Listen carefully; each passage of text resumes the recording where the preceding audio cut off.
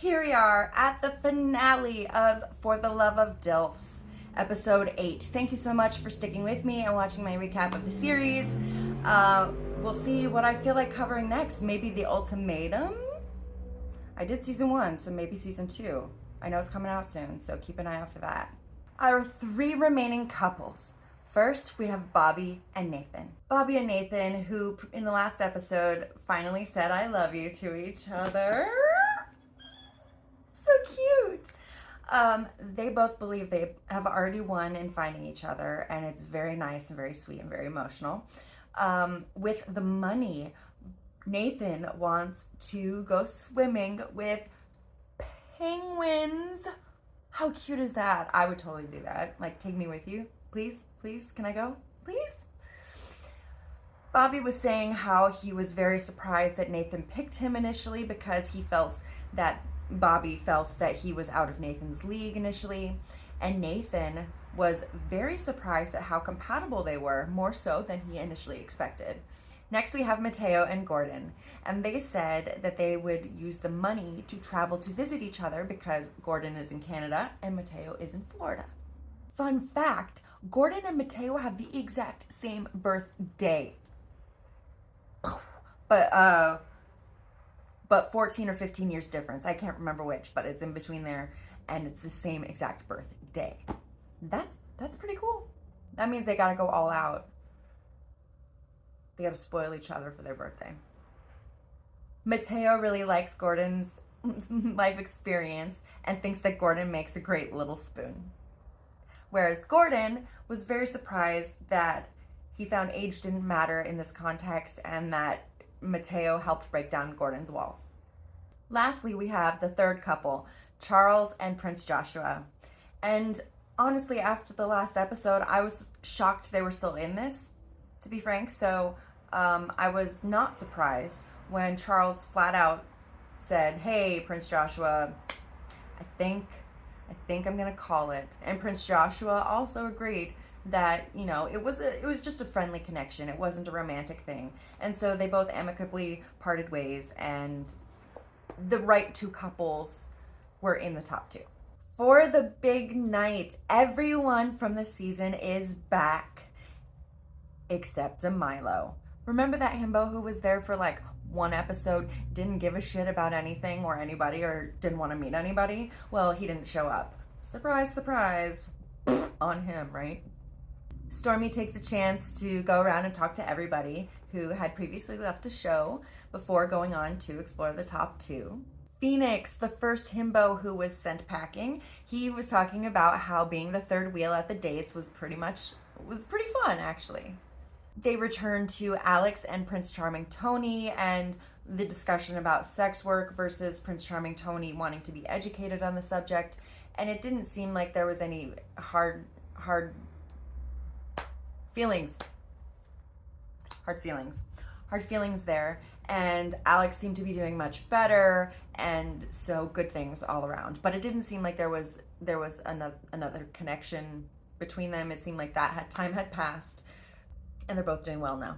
Bobby reminisced briefly on the bed sharing with Nathan and how they got to some canoodling. Whereas Tokyo didn't want to show any sex on TV, although the twerking, I mean, like I said, that was a talent, so maybe that was just, showing off, whereas the sex is more personal, but the twerking is like, it's showing off. I wish I could do it. I can't. Even my cat's sad I can't. Yeah. I can't twerk.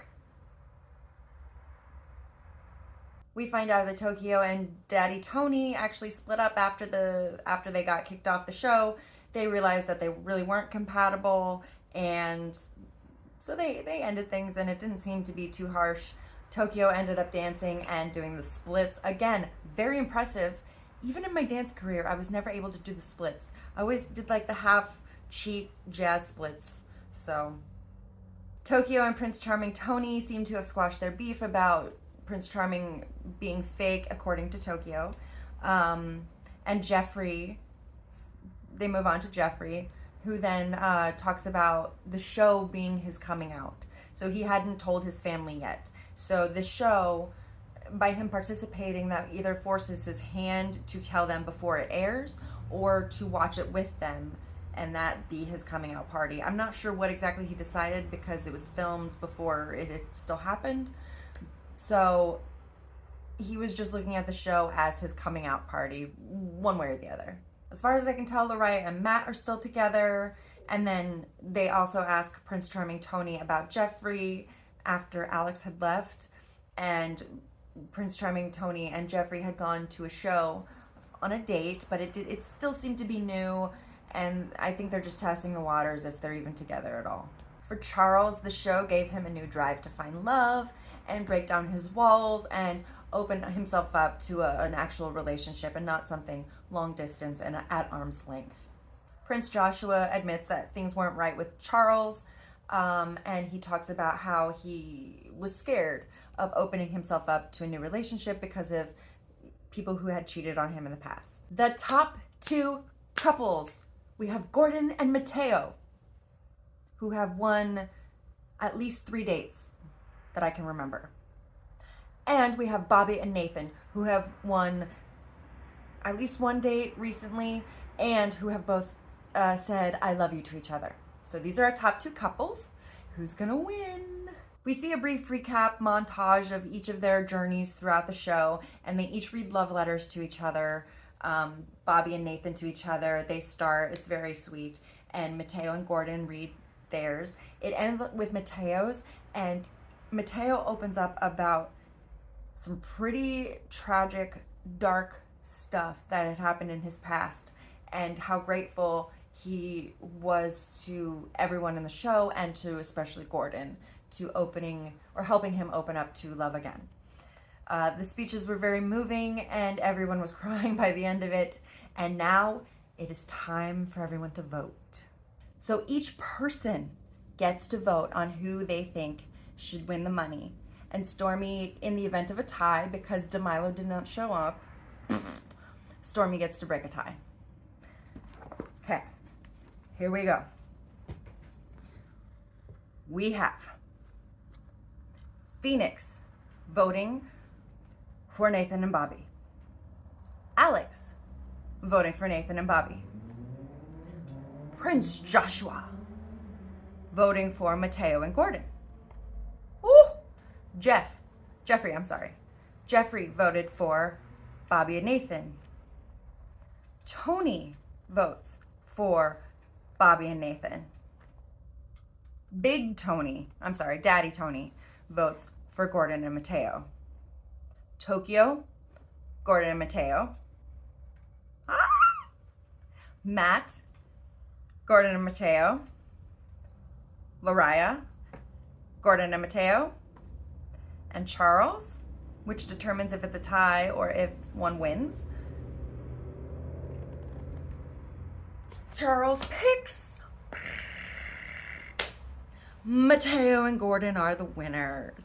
And so Mateo and Gordon won $10K to go toward their relationship, which I guess is going to be travel because they're very far apart. Well, yeah, Canada and Florida, they're far apart. Bobby and Nathan are a bit sad that they didn't win, but still they said I love you to each other and they seem to be very, very happy at the end of the episode. So it was fun all around, and I really appreciated how Stormy got into it with some of the contestants and how she opened up about herself. I mean, let's not talk about some of the other hosts like Shays. Excuse me, I had something in my throat. That's it for the Love of DILFs. That's it for the Love of DILFs. For now. That's a lot of fours. But not 4 of them. Wow, I need to stop watching dad jokes. Okay, so that is it for the Love of DILFs. Thank you for watching. Please like, subscribe, tell me if you think the right couple won, and tap the notification bell. Thank you, and I will see you next time.